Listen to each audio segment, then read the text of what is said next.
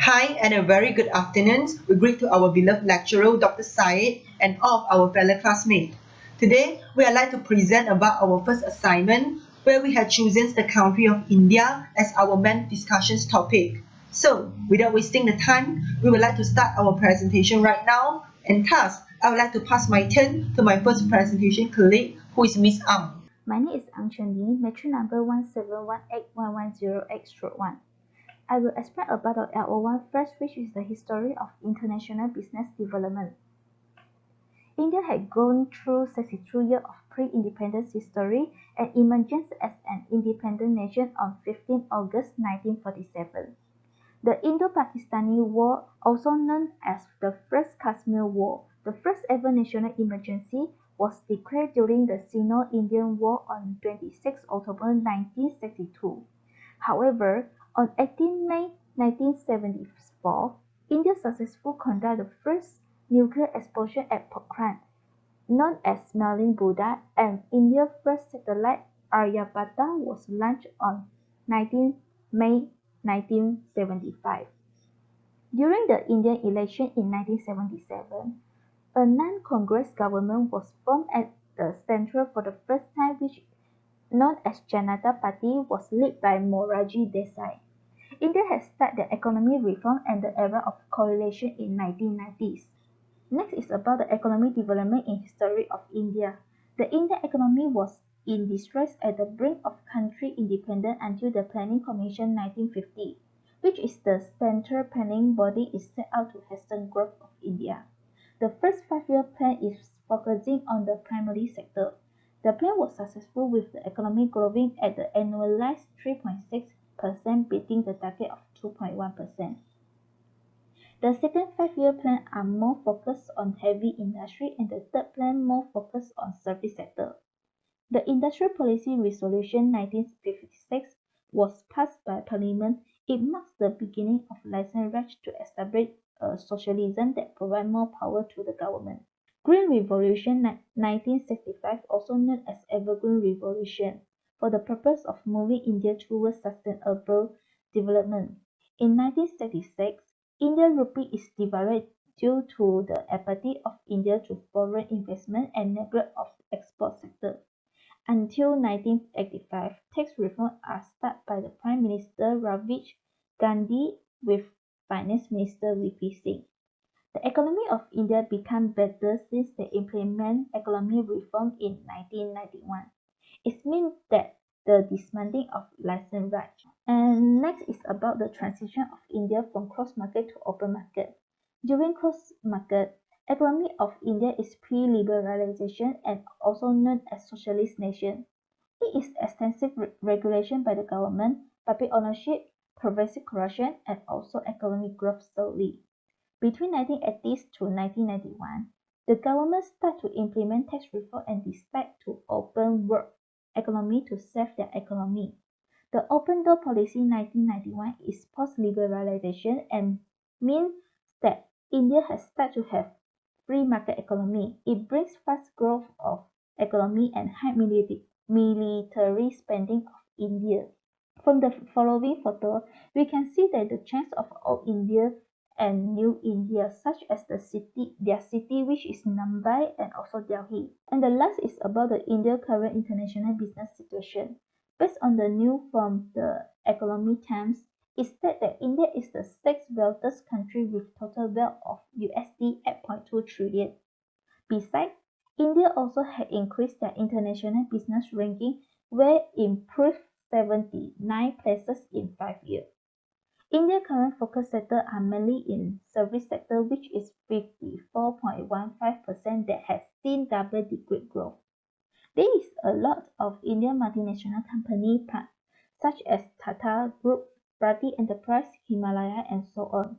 Lastly, India's mainly business partners are United States, which is US, China, UAE, which is United Arab Emirates, and also Hong Kong.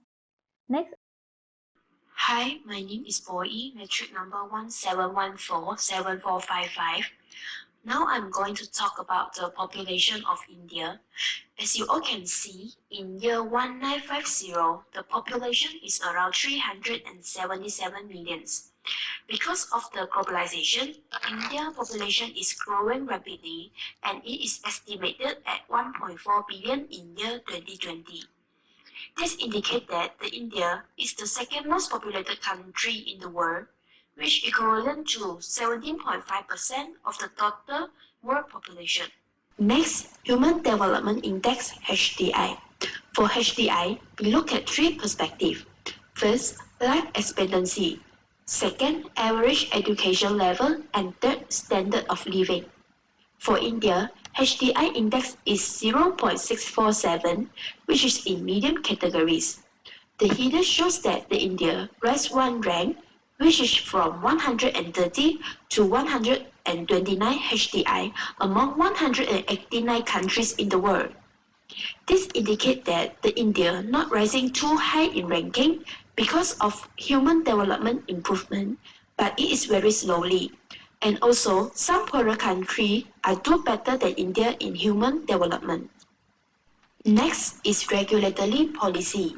Here, we look at the three phases. For the first, post-independence in year 1947, Pandit Jawaharlal Nehru proposed the idea of mixed economy, which is priority on the economic growth with social justice. Then, after year 1985, Indian economy start on the process of domestic reform. These activities include the licensing of industry, liberalization of quota and tariff on the import goods. From year 1991 onwards, the process of reform and liberalization is still going on. Many sectors has undergone significant change, such as telecommunication and electricity. Next, regulatory efficiency. So after implement those regulatory policy, we can look at the data here. As a result, we can see that the India positive reform helped to develop many business and growth rapidly. Then, labor freedom is dropped because of the several labor law implemented among the nation. Last, India have average low applied tariff rate, which is 5.8% after their economic transformation. Good afternoon to Mr. Said and my fellow friends. I'm Oshui 171000257. Now, I will tell you more about India in economic perspective. The GDP for India in 1980 is 189.438 billion compared to in 2019 is 3.202 trillion. And the GDP growth rate is 6.7% annual change in 1980, while 5% annual change in 2019 based on forecasts. In this case, India's nominal GDP ranks at 5 and the GDP growth rate ranks at 15. However, India's GDP per capita is not that high, which is 283.84 in 1980 and 2,338 in 2019. This is because the population of India is too big, which will affect the ranking becomes lower. The GNI of India in 1980 and 2019 is 188.58 billion and 2.49 trillion respectively. GNI per capita and GNI growth rate have also increased from 270 to 2,044.59 and from 6.85% to 6.9% based on the forecast respectively. The coronavirus pandemic and the resulting lockdowns led a foreign brokerage to sharply cut India's growth forecast for the next financial year starting April 1 to 4% from the 5.1% estimated earlier. In this scenario, the economic impact will be determined more by the mobility restrictions on the population rather than the growth of the affected cases. Moreover, shutdowns like those of shopping malls and select districts will impact the consumption in the economy. Next, we will move on to the purchasing power parity of India. The PPP of India in 1980 and 2019 is 189 billion and 11,325 billion respectively. For PPP per capita is 559 in 1980 and 8,378 in 2019. The GDP based on PPP ranks at number 3. However, the GDP per capita based on PPP ranks at 122. India's finance minister pledged in her budget speech to lift the purchasing power of citizens to help arrest the slowdown in Asia's third largest economy. The budget aims to boost incomes and enhance purchasing power. There are several highlights mentioned in her speech, which is billion and trillion of rupees will be allocated in rural, transport infrastructure, health and education sectors.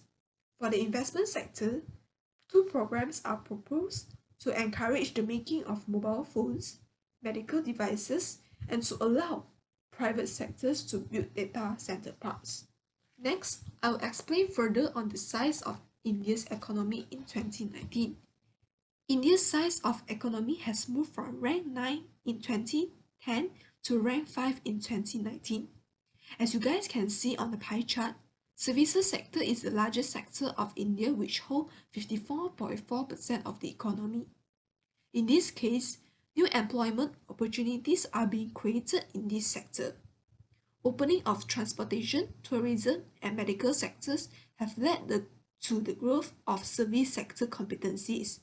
Moreover, there are greater availability of services such as insurance, banking, and stock market. Another important part of the Indian economy is the industry sector, which consists of 29.73%. Opening up of the economy has been accepted in the country with great enthusiasm and optimism. Firstly, private investments for both domestic and FDI are encouraged by the government. Secondly, the transfer of technology and the advantages of research and development for the good of the economy is promoted by the government as well. One of the most important sectors of the Indian economy remains agriculture. Its share in the GDP of the country has declined and is currently at 15.87%. However, more than 50% of the population of the country is still dependent on agriculture. Additionally, government subsidies to agriculture are at an all-time high. Furthermore, many export sectors have been opened for agricultural goods.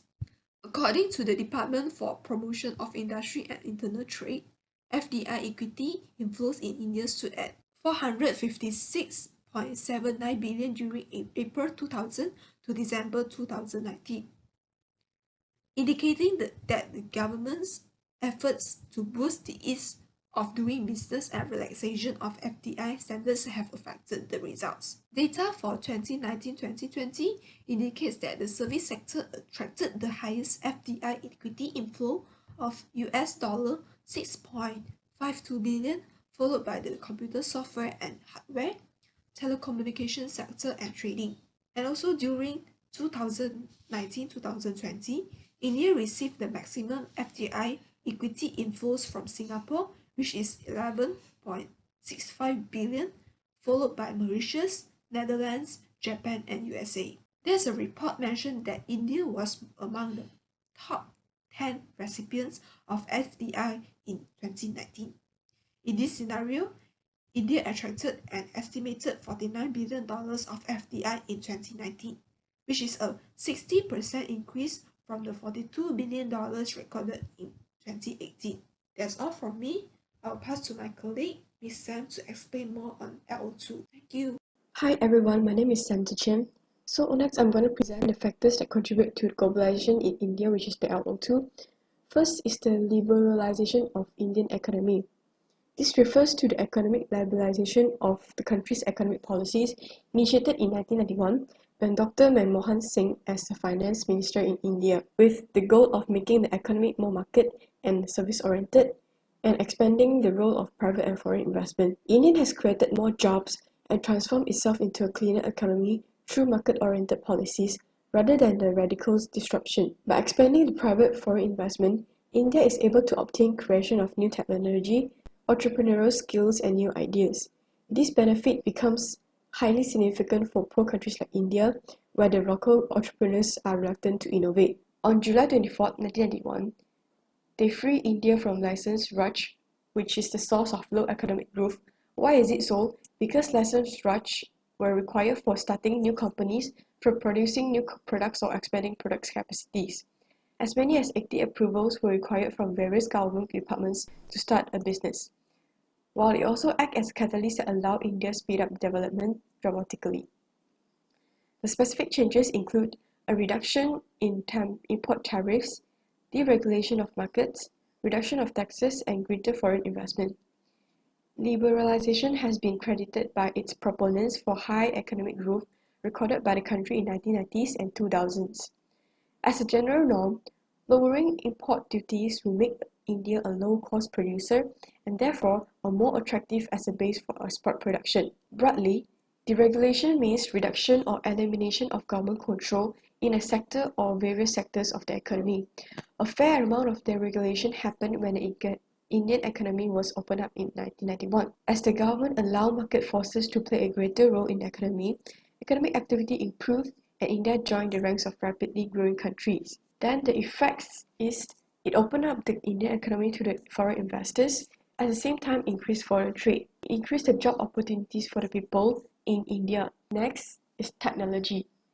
Improvement in transportation technology also helps in globalization of India. There are several types of transportation which include roads transportation, water transportation, air transportation, and rail transportation. For example, ship, railways, planes, and trucks. It's able to provide delivery across the long distance at lower cost. We can find in the studies that rail freight is 27% of the total freight movement in India. Besides, the automotive sector is also a major contributor to the GDP, which its current share is close to 6.7%. Next is the development in information and communication technology in India. The ICT industry is fast growing in terms of its annual growth in production, domestic market share, exports, and offshore outsourcing and investment. In the table, we can see that the production of electronic hardware and software increased tremendously from 1996 to 2008.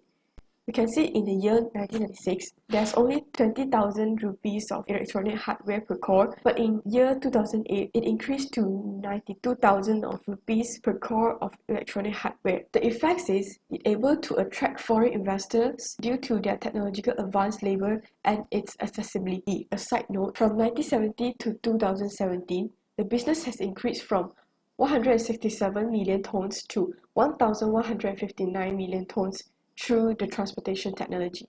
The third one is the growth of multinational corporation MNCs in the worldwide. So why would they choose India? It's due to the two major reasons, which is low transportation and labor costs and the falls in communication costs. As we all know, the currency of rupee is relatively lower than the dollar. When the MNCs require labor or the transportation, it enables them to cut costs in terms of transportation and labor, which is the production cost. We also know that the supply of labor in India is much larger than the demand. With that, the MNCs is able to cut costs in terms of these production costs like transportation and labor. The next is falls in communication costs. India has a diversified communication system and devices that is greatly supported by the INSAT system of the country, which is one of the largest domestic satellites in the world. Besides, to illustrate the growth of MNCs, in 1996, there were around 7,000 of them in the world, but today there are 82,000 MNCs whose subsidiaries and foreign affiliates are responsible for around 33% of world exports. Next is the stable financial market. The Indian financial market plays a crucial role in business development through saving, investment process, and also known as capital formation. Through the article, we can see the Central Bank of India focus on accountability in the stock exchange market. Also, the Ministry of Finance ensure that the competitiveness of commercial bank and thus increasing the efficiency and effectiveness. As for now, foreign institute investor in India controls globally a $7.5 million or 2,250,000 rupees core investment portfolio, and this is expected to go up to an incredible $20 trillion by the turn of the century. The India's financial system remains stable notwithstanding weakening domestic growth, says the Reserve Bank of India. All in all, the factor of the stable financial market in India has leads to its globalization. That's all from me. Thank you. I will pass it to my colleague. Hi, I'm Jaja, and I will continue to present the impact of globalizations in India. The Finance Minister has initiated the Economic Liberalizations Plan to allow direct foreign investments in the country. The economic growth rate in India rise from 1.06% to 6.98%, which is shown beside the table. In terms of export and import activities, many Indian companies have expanded their business at global level. So, for the positive impact for their economy, the advent of foreign companies and growth in the economy has led to job creation, and there are more choice to consumers to buy products from all over the world. People in cities working in high-paying jobs have greater income. However, they also have negative impact, which is shrinking the agriculture sector. Globalization has also led to the increasing susceptibility to disease. For example, the current epidemic of COVID-19, greater investment in healthcare system is required to increase its capacity to withstand such epidemic. Next, for the political impact, the finance minister, Dr. Manmohan Singh has initiated the LPG policy. The import duties were cut down to allow multinational corporations operate in India on an equality basis. For the positive impact, India's say in international matters has increased, and it is possible for India to get financial support from international organizations. Globalization also has brought to India's new technologies, new products, and economic opportunities. However, for the negative impact, politicization of criminals has been increasing. Next, moving on to technological and cultural impact based on the news. Access to televisions has grown from 20% to 90% of the urban population in India. According to Tech ARC, there are 502.2 million smartphone users in 2019 among Indians. Due to the advance of the technology, there is a reduction of trade barriers by using ICT and research and development. For the positive impact, communication is much easier as the development of infrastructure in India. Globalization helps to boost to service sector, which allow local companies import raw materials and technology from any other countries. Apart from that, the global food chain and famous international brands has a huge market in India. For the negative impact, materialism has permitted in society. Western fashions are coming to India. Besides, Indian literature is almost diminished as more and more people are interested in learning English for their educations. Okay, next, for environmental impact, the share of dirty industry in total FDI is 51%. The growing number of vehicles on road has contributed to environmental pollution. In India, Delhi is one of the most polluted cities of the world. The positive impact is the awareness and concern about environmental problems has been increased. India also got the technology and financial support from international organizations. While for negative impact, it costs to water and air pollution. There are climate change and global warming due to excessive emissions of greenhouse gas. Besides, release of CFC will cause to degradation of ozone layers. Okay, next, I'll continue to present the impact of COVID-19 in India. For political, the India's Prime Minister Narendra Modi announced a 21-day nationwide lockdown. The government's come out with economic stimulus plan, which is worth $22.6 billion. It provides direct cash transfers and also food security measures. The government also outlined plans for medical insurance for every frontline health workers. They also revealed the extent foreign direct investment policy to curb the opportunities takeover. Then, it brings to the positive impact to protect the countries of 1.3 billion people from coronavirus. However, the lockdowns led to supply constraints for essential items and panic buying. Then, for economy, eventually India has negative impact on disruptions of supply chain, massive trade contractions, job loss rise due to slowdown in manufacturing and service activities, and etc. To cope with these situations, the government has implemented some policy including extending guarantee on loans and provide interest subsidy of 2 to 4%. While for technological and cultural impact, the government has launched the mobile app, which is Arogya Setu apps for contact tracing. Second, they have provided telemedicine service, which allow the healthcare professionals to diagnose their patients in remote locations. Then, the shortage of PPE has caused to mass manufacturing by using open source design.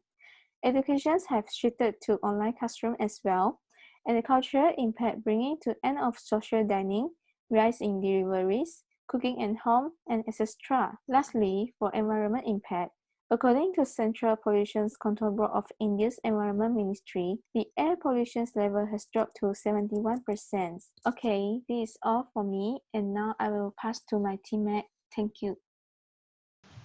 Hi all, my name is Kok Hao and you all can address me B, and I will present the last part for the presentation today. Despite my colleagues had explained about the improvements of India in the economic performance and human development before, they actually still have a lot of the restrictions factor that will obstruct the business developments in India, especially when we are comparing these nations with some of the other big giant countries such as China, Brazil, and so on. Hence, we would like to examine the main factors one by one on today. The first restrictions factor is obviously related to their overpopulation issue. The professional expert had expected that the populations will keep on to rise continuously to 1.6 billion during the year of 2050. Hence, the demand of land for the purpose of housing will increase dramatically in India in the future, which will eventually exceed the carrying capacity of the nation. According to the figures shown in the slide, we can see that the land capitals that are available in the India nations during the year of 2050 are actually very slight in the number if we are comparing India with the other nations such as Indonesia, Canada, Australia, and so on. Thus, when there is a land insufficient circumstance, the business enterprise and its production factories will need to pay a high rental for the land use since the demand is always greater than the supply available in the nation. It will ultimately consume a huge amount of operation costs for the business. Eventually, this will cause the business industry in India to experience a phenomenon of premature industrial degradation because the business company will become less and less competitive among the industry, and as a result, only the large multinational company can support the high rental costs and survive to the end. Hence, this definitely is the most major confinement factor that should be prepared well by the India government, which will restrict the development of business in their nations in the future. Apart from that, the business development of India is also restricted by the factors of poverty that take place dramatically among the nations. According to the report that released by the United Nations in 2019, there are almost 44% of the Indian populations are actually living under the poverty breadlines, and at the same time, the unemployment rate in India is also averagely fall between 5 to 9% according with the past 10 years statistic, which can be considered as a high percentage from the economic perspective. As an impact, most of the family are unable to send their children to the high school level study and even the primary school as well due to the low level incomes that they have been received. Hence, nearly 40% of the Indians are low in literacy rate in nowadays.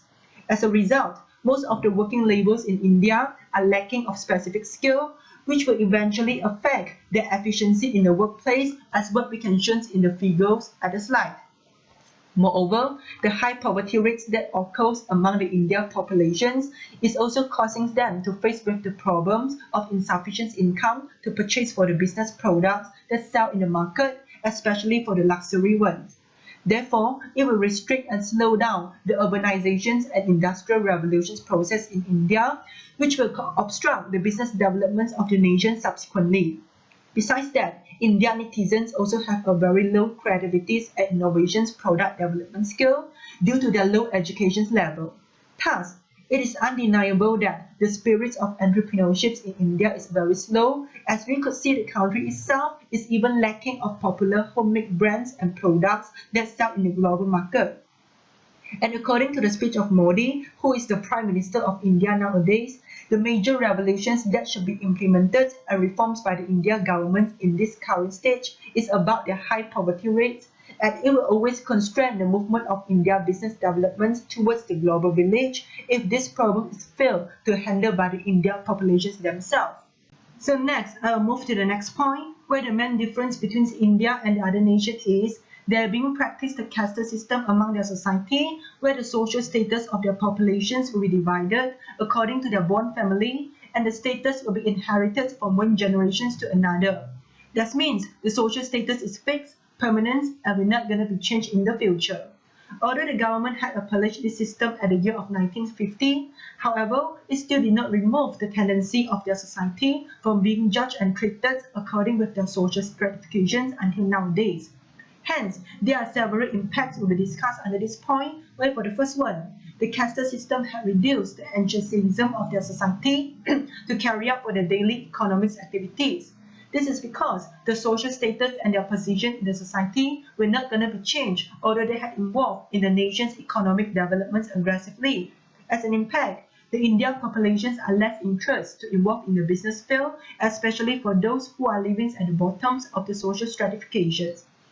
For the second impact, the wealth distributions of India will become more several and inequality under the practice of caste system in their nations. This is because the wealth will be inherited by their family members, but for the poor ones, they just only can maintain and stay in a permanent state without having an opportunity to change the fate in their life, since they are lacking of financial capitals to start for their business enterprise. As an impact, most of the professional laborers in India are more willing to immigrate to the other nations, such as the Europe countries, since their social contributions are not going to be appreciated by the society due to the family social status positions that practice under the caste system. According to the report of United Nations in 2019, India had experienced the highest human capital flight process, which is also known as brain drains, where it is mainly due to the caste system that practiced in their society. In a nutshell, all of these impacts have restricted the ability of Indian nations from being involved in the international business platform aggressively, as what China has successfully done recently over the past few years. The last factor that restricts the progress of international business developments in India is the nations have a poor and inefficient transportation facilities, which subsequently causes them to be less competitive and effective in the business field. The first example that we can use to discuss is the railway facilities and its developments in the Indian nations.